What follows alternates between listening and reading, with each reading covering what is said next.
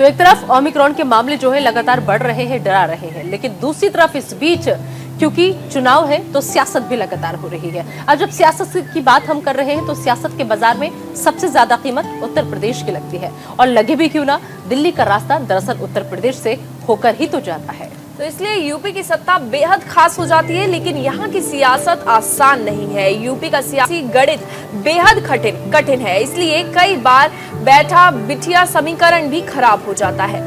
पासा कभी भी पलट जाता है। देखिए ये खास रिपोर्ट।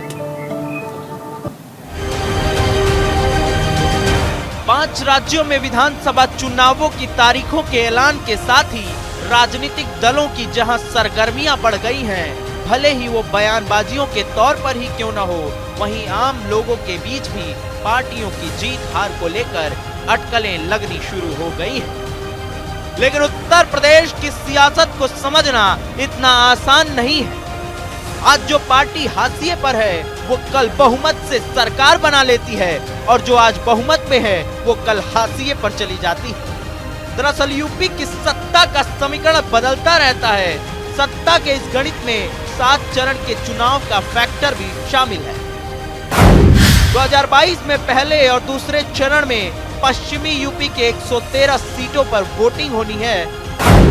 पिछले चुनाव में यहां वोटों का ध्रुवीकरण हुआ था और बीजेपी को 85 सीटें मिली थी। इस बार किसान आंदोलन बड़ा मुद्दा है और इन सीटों पर जाट, दलित, मुस्लिम और यादवों का वर्चस्व है।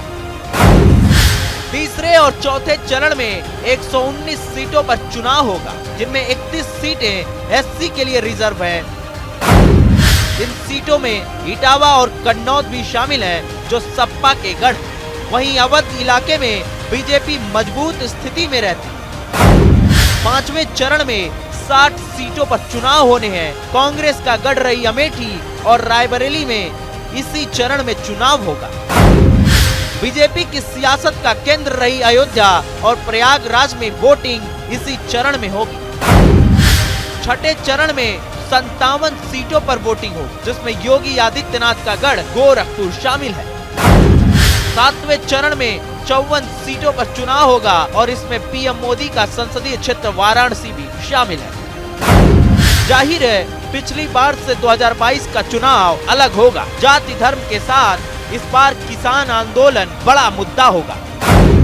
136 सीटों पर किसान निर्णायक वोटर हैं और कृषि कानूनों की वापसी का असर वोट पर पड़ सकता है। बड़ा सवाल ये है कि किसान बीजेपी के साथ जाएंगे या विपक्ष के साथ।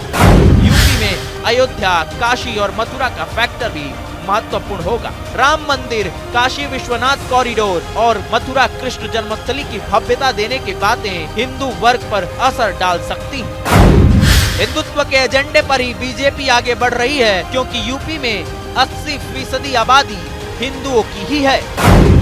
बीजेपी के चुनाव प्रचार में भी हिंदुत्व ही बड़ा मुद्दा है। वहीं इधर योगी के मथुरा से चुनाव लड़ने की अटकलें भी लगाई जा रही हैं।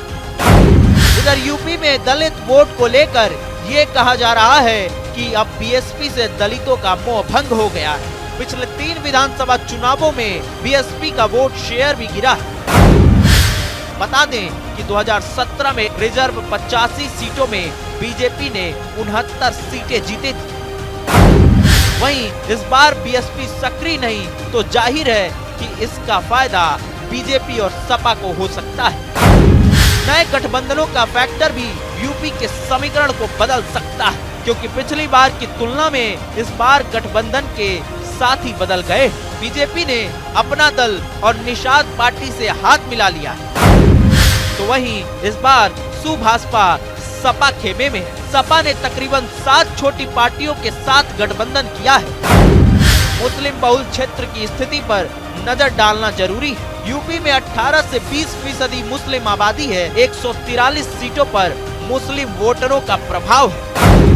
सूबे की 36 सीटों पर ये अपने दम से उम्मीदवार को जिता सकते हैं। महिला और युवाओं पर सियासी दलों की खास नजर है। कांग्रेस ने 40% महिलाओं को चुनाव में टिकट देने का ऐलान किया है। वहीं बीजेपी महिलाओं के लिए कमल शक्ति संवाद कार्यक्रम चला रही है। वहीं सभी दलों ने युवाओं से कई लुभावने वादे किए हैं।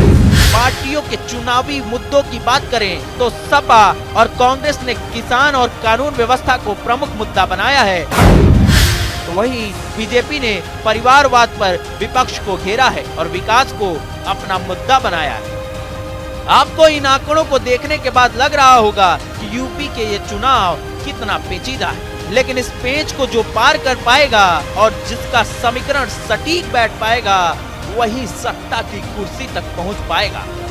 Bureau report, news India.